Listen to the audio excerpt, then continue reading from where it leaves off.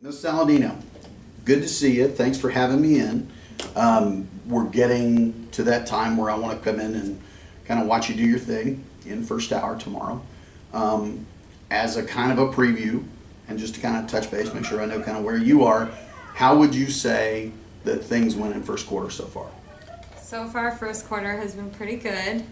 I've had a couple discipline issues that are minor. With the new technology, bring your own device, there have been issues with people thinking they can text during class, Yeah. that kind of thing. So, but just minor speed bumps. Okay, that's easy. Being new to the profession in your second year, lots of times people have concerns, real specific concerns, and we can talk about those later if some of those things come up. What do you think the best thing is that you did so far this year? The best aspect of your teaching?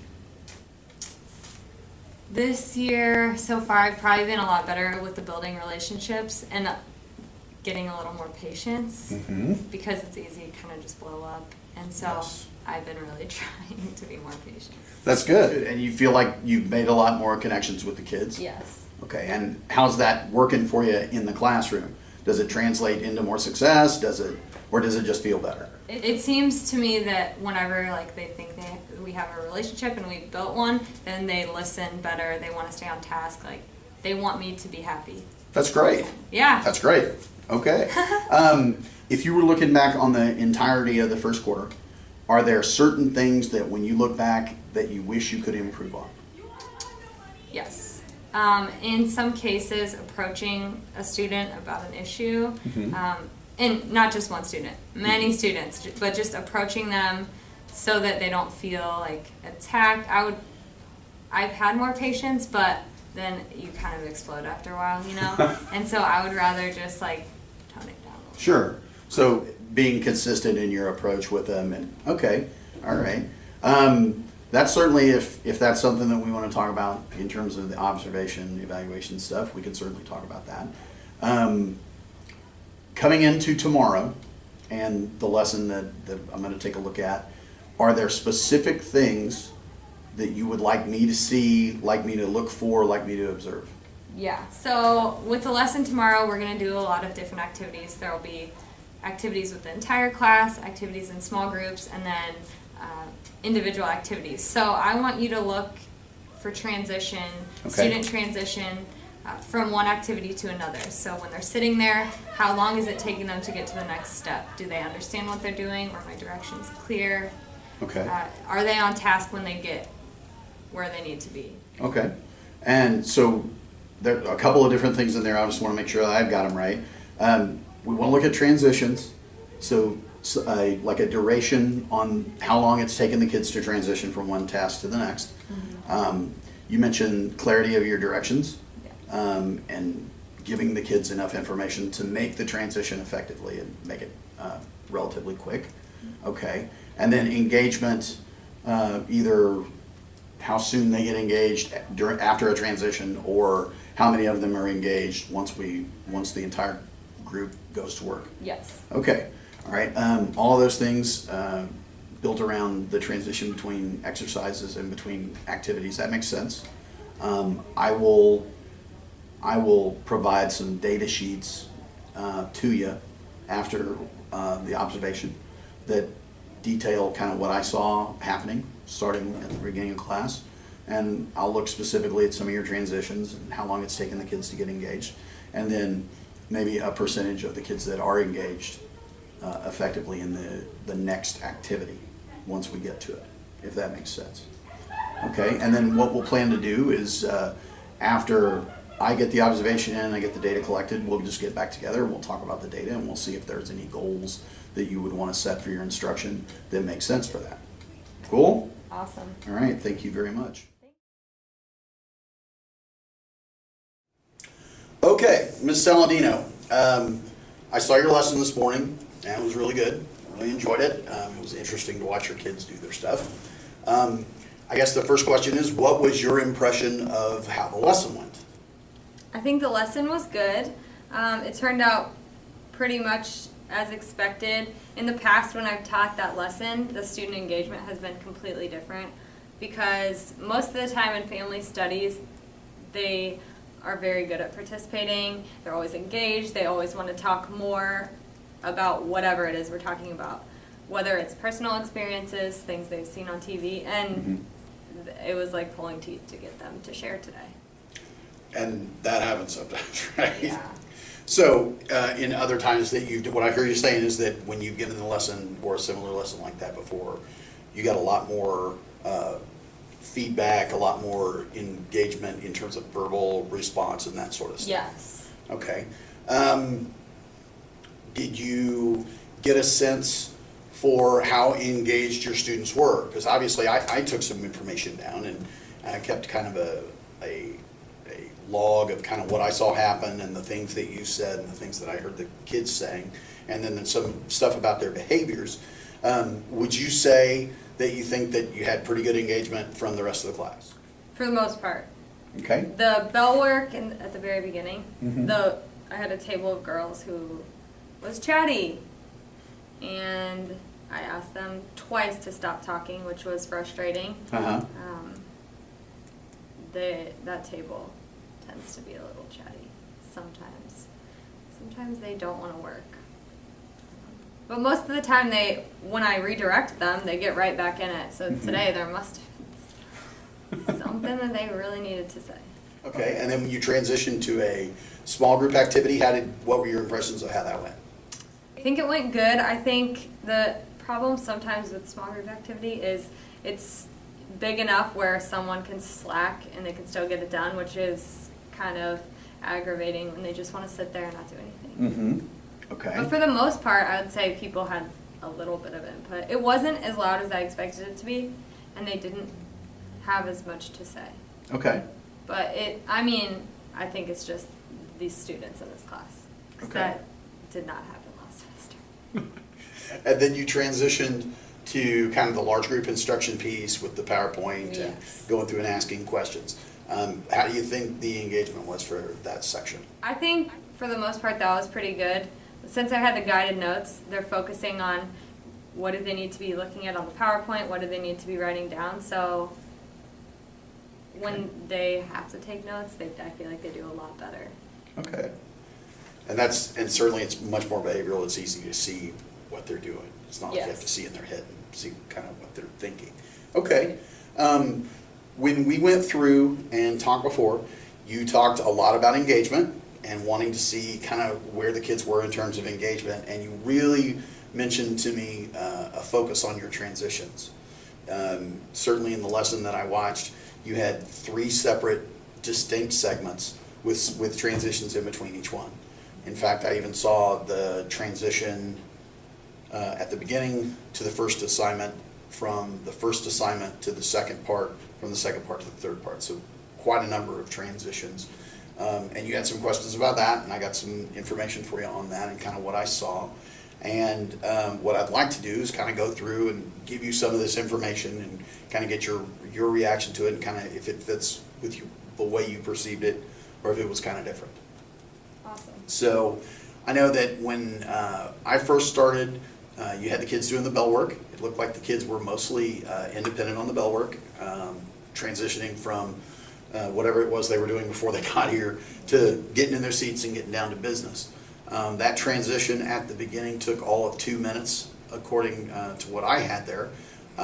There were a couple, you mentioned the chatty group of girls, and I did see them, that you had to prompt them twice to get them down to business, but I didn't sense any sort of resistance from them. That seemed like just sort of bell work to me when I watched the kids, and I went around and all of them were actively working on it, 17 for 17. It seemed to me like they were familiar with that, they were comfortable with that, that you'd consistently applied that, and so that was something that they were used to. You rolled in with several individual prompts and discussion of the 12 qualities of a perfect mate.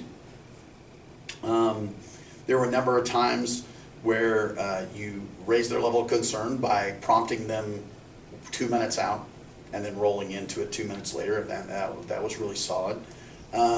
You had the kids sharing out. I know that nobody wanted to talk at first, and so you voluntold someone to go, and that was good. Then you got a volunteer, then you had to prompt a response, and then you got 3 more volunteers in a row. So their response, although it was prompted to get them rolling, once they got rolling, it seemed like they were kind of where you wanted them to be. You had used some questioning strategies. Tell me what you feel about this. How can you weed people out? Some of these things that you said, and that did prompt immediate student response, so I thought that was good. You talked about the definition of infatuation, and then you rolled into the comparison contrast of love and infatuation. And then there was another transition. Again, that transition for them to go from one task to the next task took less than 2 minutes, and they rolled right on in. And then at 8:04, you began. You gave them 1 prompt and got 4 responses, which I thought was good. And then you gave a second prompt and got 7 more responses.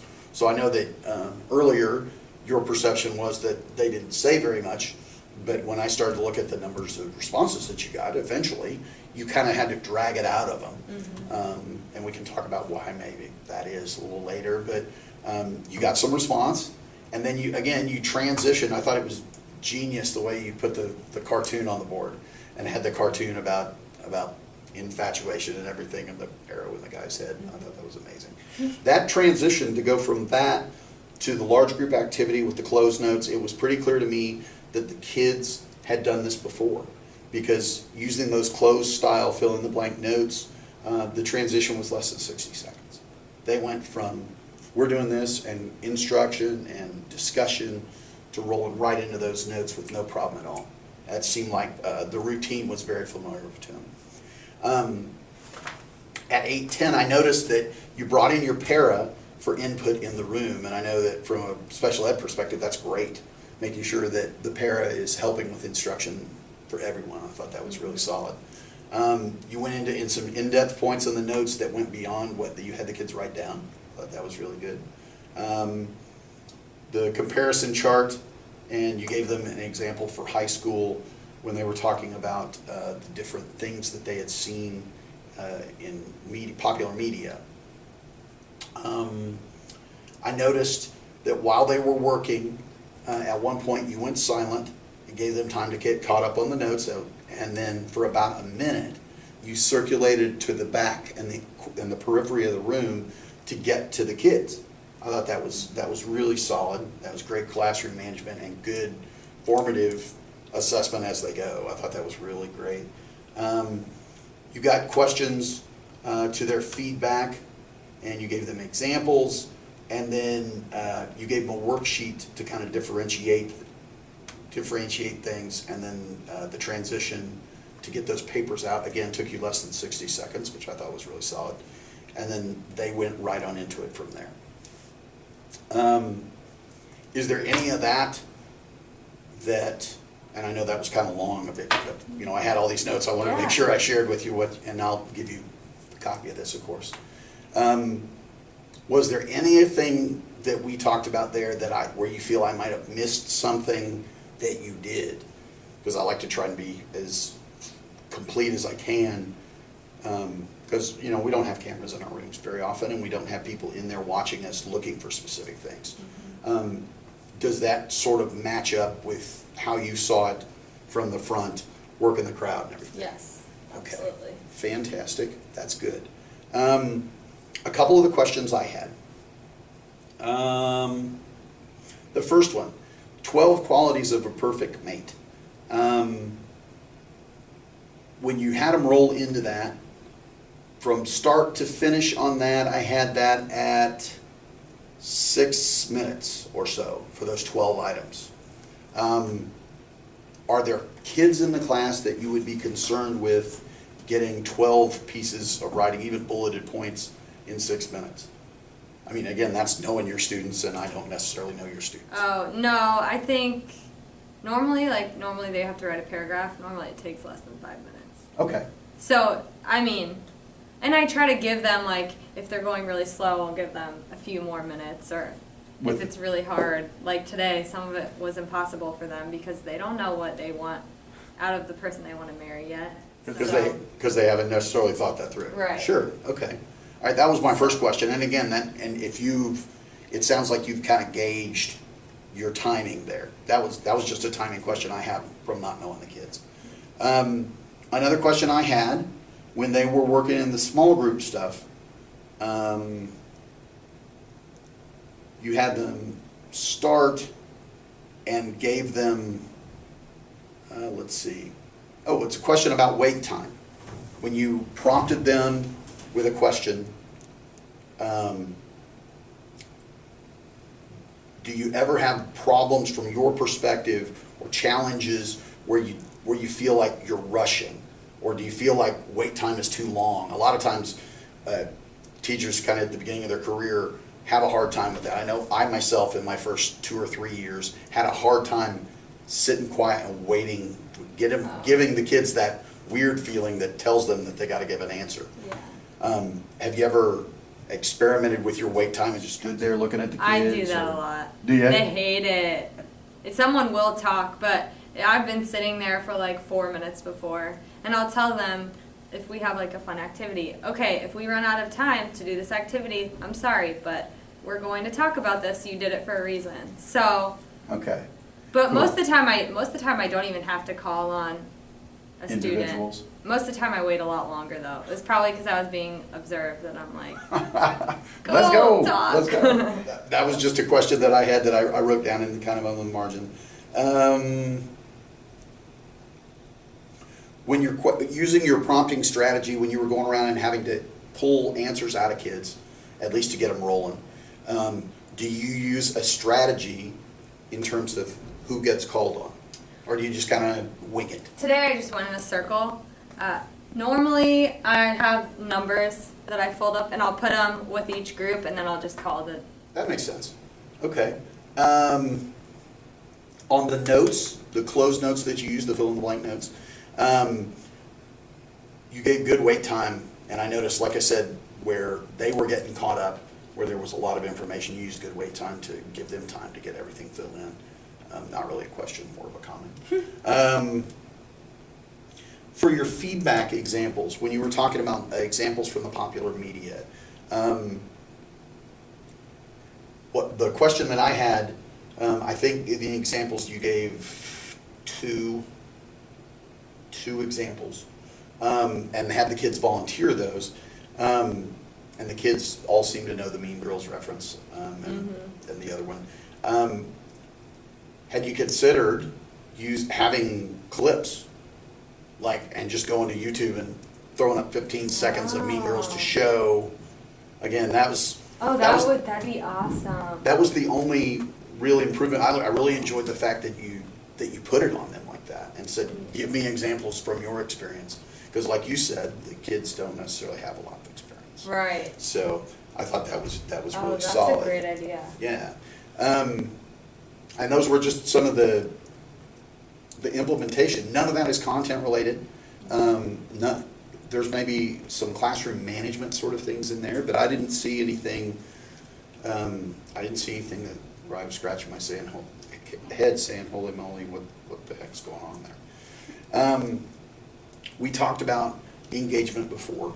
When I went through and looked at your engagement in the kids in Bellwork, you were 100%, 17 out of 17. In your second small group activity, I had 15 out of 17. You had one group of boys where there were 2 of the boys. And I don't know if it was the subject matter or what it was, but there were 2 of them that were a little checked out during that section. They weren't necessarily distracting or disruptive, but they were off task, it looked like to me, not volunteering quite as much. And then when you went to fill in the blank notes, again, you were right back to 100% engagement. I thought that was really good. Of the stuff that we saw and that we're reflecting on, what was the best part of what you did today, in your opinion? If you had to pick one thing and say that was the best part of what I did, and that could be implementation, that could be subject matter, that can be the way just your own assessment, what was the best thing that happened? Okay. Well, I guess it was transition time. Because usually it's kind of a process to get them to move, but Really, I would say that for the concern that you voiced on transitions when we talked before, I would definitely agree with you. Your transitions were rock solid today. They were kind of rock star. And it was that I had the groups already set. I set them before, that way I can just tell them right where to go and they know where they're going and what to expect, because sometimes it's really hectic. And it's not. Well, like I said, I thought your transitions were really great. If you could go back and change one thing about the lesson, and any aspect of it at all, what do you think the one thing you would change would be? I'll give them more of a description of what infatuation is, without giving all the characteristics, because I jumped the gun on the comparing and contrasting. I was supposed to say the definition and then do the compare and contrast, and then talk about the characteristics in the PowerPoint. So I totally kind of just went at it too soon. So giving too much direct instruction rather than giving this, and then letting the kids kind of process a little bit. I mean, I want to make sure I understand what you mean. So I told them, like, think of love, like real mature love, versus infatuation, which is like a high school relationship. When I should have given the definition of infatuation I see. and said, you'll see this a lot in high schools, and then had them do it. They kind of, a lot of them probably had no idea what infatuation was. Okay, I see what you're saying. All right. If there was one thing that you could change about the delivery, and again, it may be one of those things that I thought it was Rockstar, I want to stay with what I got, probably wouldn't change anything. That could be an answer too. Is when you reflect on it and the way things were there, was there anything about the way you delivered the content that you would have changed? I don't want there to be like just silent, awkward times when I'm waiting for them to fill in notes. So I need to be more prepared with like a story or something else to say about it, like more in depth of whatever is on the slide that they're writing in. Because I don't like the awkward silences. Or when people are just sitting there waiting, looking around. Yes. I don't like that. I know what you mean. I know what you mean. So earlier we talked about engagement and we talked about transitions. If you were looking into the future, not just in this class but in other classes, because I'm assuming that I would come in and see you several different times across several different classes over the course of this year, is there one thing of the stuff that we talked about or anything else that you think you would want me to look for over the long run to see if that would translate into a goal, something that we could work towards? Is there something specific with transitions or engagement that would make sense to look at from a goal perspective? I would probably like to focus on engagement during class discussions. Okay. Because that's a huge aspect of this class. Like, the focus of the class is on class discussion, because everyone's family is different and everyone has different experiences, you know, with their friends' families or with their families and different things going on. So, like, the most important thing in this class is to learn from other people's experiences. Okay. And I don't want to have to, like, pull teeth or make people share. I'm with I'd you. rather everybody, like, be engaged and want to be involved in the conversation. And We're us being this far into the school year, I guess I would ask, have you intentionally and overtly taught those behaviors that you want? What does a good discussion look like? Are there rules about how we're going to interact with each other, being polite, talking over each other? I mean, have you gone through and done that piece of it where you say, here's what I want it to look like, here's what I want you to do, where you overtly teach that part? not exactly, actually.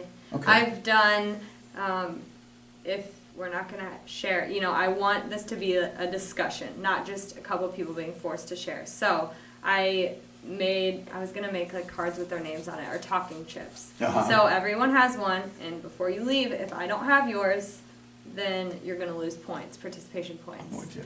Okay. But then they got a lot better at sharing, and I don't know if it was maybe because I was being observed or they were like embarrassed talking about it, or I don't know. Like their performance today, would you say that it was a little out of the ordinary for this group? I feel like they're a little louder, but maybe they just felt uncomfortable talking about dating. Okay. So it could be the subject matter Yes. too. I Okay. just have no idea. Again, and with the relative age of the kids, that probably plays into it too, and their experience. Okay, all right.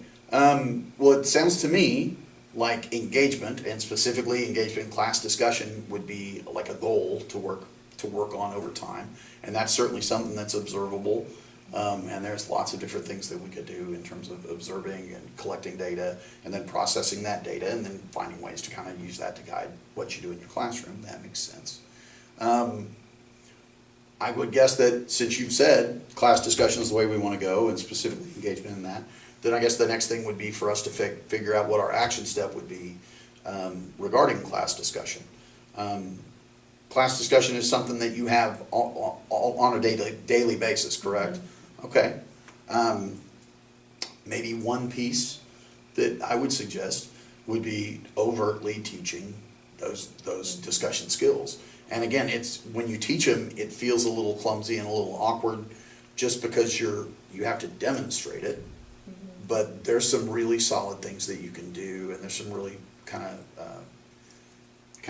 scripted strategies that where you walk kids through what it looks like and then make them model it for the group as a small group, and then you can model it as a large group, and you do it on things that the kids understand and have experience with, and then you can then use it on things that they don't, like the dating and the different stuff with love and infatuation. That would certainly fit in with that.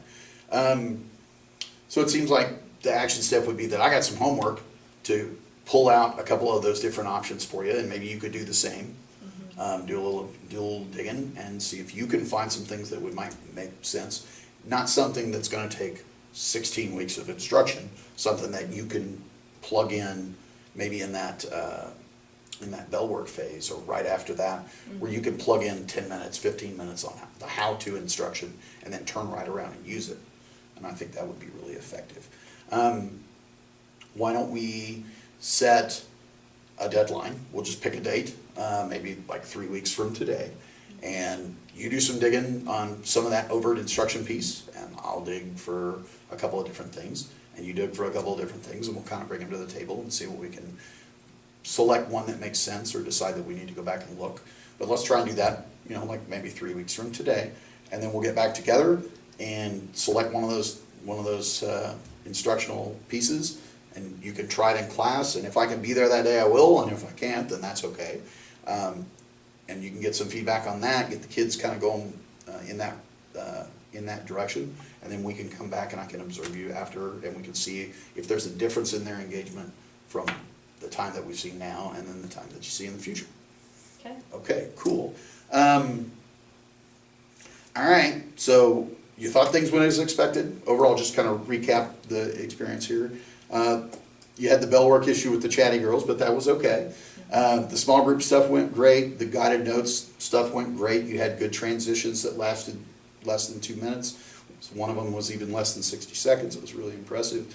And then in the future, we're going to work on engagement in class discussion. We'll get together in 3 weeks. You'll have your list. I'll have my list. We'll do a share between the two of us. We'll pick one that you want to try, and we'll put it into use and then check back, and maybe I can be there to watch you use it. And if not, then I will watch you after you've given that instruction to the kids. Awesome. All right, sounds great. Thank you. Thank you.